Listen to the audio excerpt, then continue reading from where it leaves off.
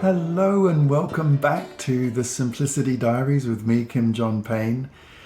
This week I've been thinking about our older children, our so-called tweenagers, or I tend to think of it as middle childhood, early childhood, middle childhood, and then the later teen years of being later childhood. This middle childhood there's not a lot written about it. I don't know if you've noticed this. If you look around, a lot is written about little ones and quite a lot is written about teenagers, but there seems to sort of be a lack of good, reliable information and shared information about our younger children, the middle childhood phase.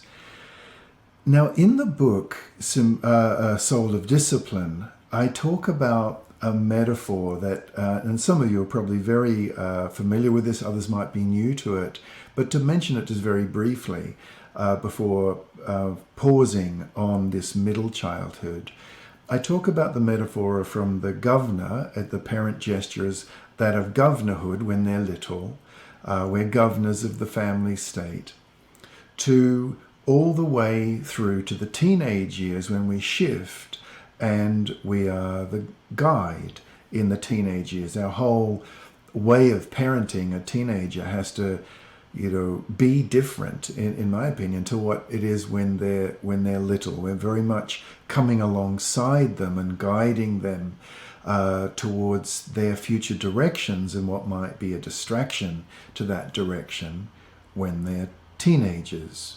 But in the middle of those two, not governor, not guide, but in the middle is the gardener. Now the gardener, and the reason I use that metaphor of the gardener, is that a good gardener watches. A good gardener is very observant. A good gardener is thinking ahead a little bit. But there's some qualities of a good gardener that I particularly want to mention today and just sort of zoom in on this sort of little podcast about one in particular.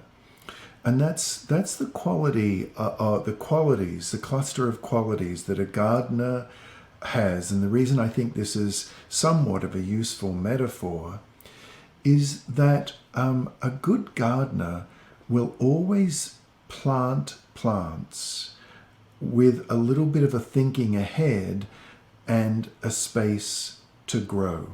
So a good gardener doesn't overcrowd. A good gardener creates space so that plant won't be crowded. Now, the reason that metaphor is good when our children hit 9, 10, 11, 12, in and around that age, maybe even 8 as a transitional time, is that they really want to have their voices be heard. A good gardener will understand that a child's not a baby anymore, but they're sure not teenagers either. And so it's got to do with creating space for a voice to be heard, for plans to be run by you. A good gardener knows the shape of the garden, so a good gardener will still, at the end of the day, make a decision. But there is an openness to having a 9 or 10 or 11-year-old really have their say, but have their say in a way that is respectful. If and this is continuing the gardener metaphor here, is that a good gardener will certainly want the garden to express itself. That's when it's beautiful, isn't it? But there sometimes needs to be pruning to let the light in. There are words and actions that a 9, 10, 11, 12-year-old will do that seriously do need to be pruned out, because unless we prune them out, there's too many competing branches, too much foliage, too much. And really what still needs to hold true is the shape of that plant, the shape of that tree, and it's up to us to still shape it, albeit with its own. The tree has its own direction and its own ideas too, and the plant does as well. And there's a dance between the two. It's a great metaphor for this age. Also, a good gardener will weed out. Now, why do we weed? Because there are some good weeds, right? We think of them as weeds, but there's some good ones. But when too many weeds grow up around a plant, what it does is it leaches nutrients. It actually takes away from the plant the goodness that the plant needs to thrive. Now, the reason I think of that metaphor is that when our children are 10, 11, 12, 13, there are lots of other competing forces. There's lots of stuff, particularly on screens. That can be particularly leaching of the nutrients a child needs to develop their own sense of selfhood, their own ideas, because on screens there are so many forces arrayed there that are so cleverly done to actually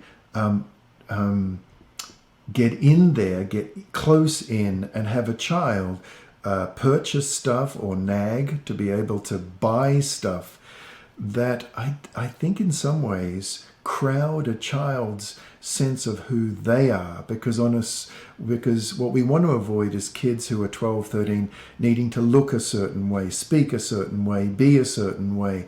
Now, some of that's normal and natural, but a bunch of that, when it goes too far, needs to be weeded out for a child to have space to grow into who they want to be. Now, the last thing I wanted to mention in this metaphor of the gardener was a good gardener will not only weed, but will mulch, right? Will introduce compost, good, rich soil, good, rich mulching to protect the weeds, to protect from weeds and to protect the plant so it can grow fully. And I think a lot of our gesture around this age, around 8, 9, 10, and so on, has got to do with good and right protecting of all the forces, the weeds and so on, that would pull away the nutrients away from the plant and have the plant be weak and have the plant not grow into its full capacity. Just like we want our child to grow into full capacity and be strong and stand in their own power. So there is this introducing the rich compost of family values, that our decisions are not guided by what other people are doing, by other kids who have so many activities and other kids who have so much screen access, or other kids who go on super fancy holidays or whatever it is.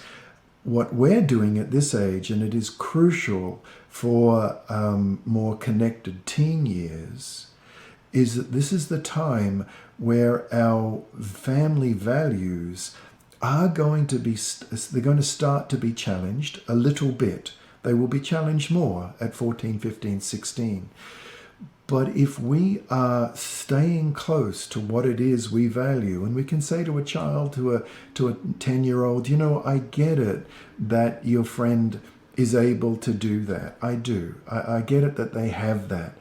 But in our family, what we have is game nights. We have bike rides. We have, and you can not just say what you don't, but what you do have.